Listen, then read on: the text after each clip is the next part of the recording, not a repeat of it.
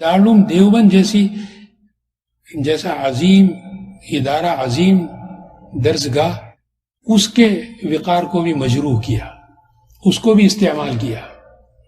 اس میں جو استعمال ہوئے تو ان کے متعلق میں اتنا ہی کہہ سکتا ہوں کہ اصابتہم دعوت سعد، یہ بخاری کے الفاظ ہیں صحیح بخاری میں. حضرت سعد بن ابی وقاص رضی اللہ تعالیٰ عنہ کے خلاف شکایت لے کر کوئی مدینہ شریف پہنچا. حضرت عمر رضی اللہ تعالیٰ عنہ سے جا کر وہ کہتا ہے، حضرت آپ کے جو گورنر ہیں کوفے کے، امیر کوفہ سعد بن ابی وقاص، ان کی میں شکایت لے کر آیا ہوں. کیا شکایت؟ تو کچھ شکایت کی ہوگی. تو حضرت نے فوراً یہاں سے ایک وفد بھیجا کہ جا کر پورے کوفہ میں گشت کرو، ایک ایک آدمی سے پوچھو کہ تمہارے امیر گورنر سے تمہیں کوئی شکایت ہے. تو وہ پھیل گئے، تمام مساجد میں گئے، ہر مسجد میں جا کر اعلان کرتے کہ تمہارے امیر کے متعلق کسی کو کوئی شکایت. تو سب نے کہا کہ نہیں، ہمیں کوئی شکایت نہیں. ایک مسجد بنی عبس میں پہنچے تو بنی عبس میں ایک شخص بڈھا وہ کھڑا ہوتا ہے کہ ہاں مجھے شکایت ہے. کیا شکایت تجھے بھائی؟ تو اس نے کہا انہو لا یسری بالسریہ ولا یقسم بالسویہ ولا یعدل فی القضیہ، کہ کوئی کیس آتا ہے تو لا یعدل فی القضیہ، فیصلہ کرنے میں انصاف سے کام نہیں لیتے. ولا یقسم بالسویہ، ان کے ہاں جو بیت المال ہے، خزانہ ہے مسلمانوں کا، اس کو جس طرح تقسیم کرنا چاہیے انصاف سے تقسیم نہیں کرتے، برابر سرابر سب کو نہیں دیتے، کسی کو کم، کسی کو زیادہ، اپنوں کو زیادہ، دوسروں کو کم. اور تیسرا الزام اس نے لگایا انہو لا یسری بالسریہ، کہتے ہیں انہیں ڈر ہے مرنے کا تو فوج بھیج دیتے ہیں، کبھی خود نہیں جاتے مرنے کے لیے، دوسروں کے بچوں کو قتل ہونے کے لیے بھیجتے رہتے ہیں.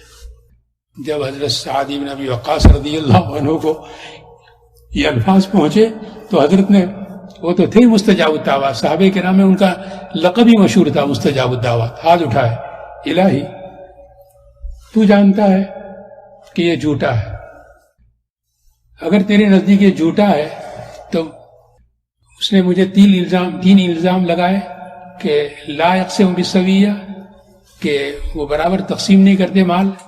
اس کے معنی یہ ہے کہ مجھے مال محبوب ہے، یہ محبت مال کی اسی کو دے دے. لا یعدل فی القضیہ، کہ انصاف نہیں کرتے، دونوں فریق کو میں سے ایک کی طرف جھک جاتے ہیں، غلط فیصلہ کرتے ہیں، تو یہ ایسا قاضی اور جج فاسق شمار ہوتا ہے. تو اسی کو فسق میں مبتلا کر دے. دوسری بد دعا. اور تیسری دعا کی لا یسری بالسریہ، کہ الہی مجھے تو یہ زمین کے اوپر رہنے سے زمین کے نیچے جانا زیادہ پسند ہے. تو جانتا ہے کہ میں آقا پاک صلی اللہ علیہ وسلم کی وفات کے بعد سے تو میری تمنا ہے کہ میں کب جا کر آقا سے مل جاؤں. ہر صحابی کی تمنا رہتی تھی کہ کب ہم اس جہان سے رخصت ہوں، اسی لیے خطرناک جگہوں میں گھس جاتے تھے، روکتے تھے ان کے ساتھی، لیکن ان کی تمنا طلب یہی ہوتی تھی کہ ہم آقا کے بعد جلدی پہنچے. تو مجھے تو زندگی محبوب نہیں ہے، تو یہ زندگی کی محبت اسی کو دے دے، اسی کو لمبی عمر دے دے. تو دعائیں قبول ہو گئی.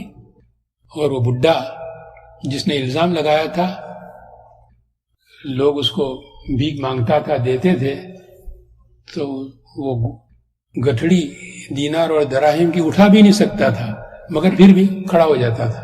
مال کی محبت، تنہا ایک جان، اور اس کے لیے اتنی دینار دراہم وہ کیا کرے گا. لیکن وہ بددعا حضرت سعد رضی اللہ عنہ کی.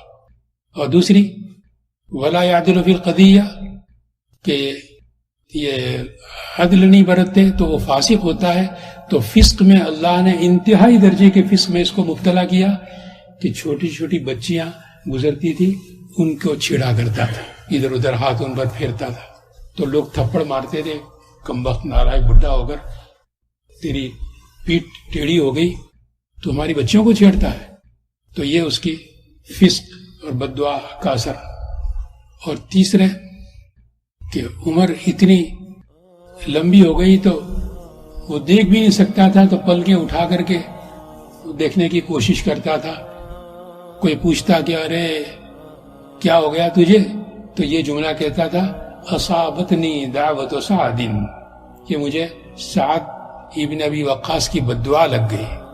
تو اسی طرح حضرت مولانا سعد صاحب کی بد دعا سے دارالعلوم دیوبند کو بھی بچائے، اور تمام اداروں کو جنہوں نے ان کے خلاف زبانیں کھولی ان سب کو بچائے.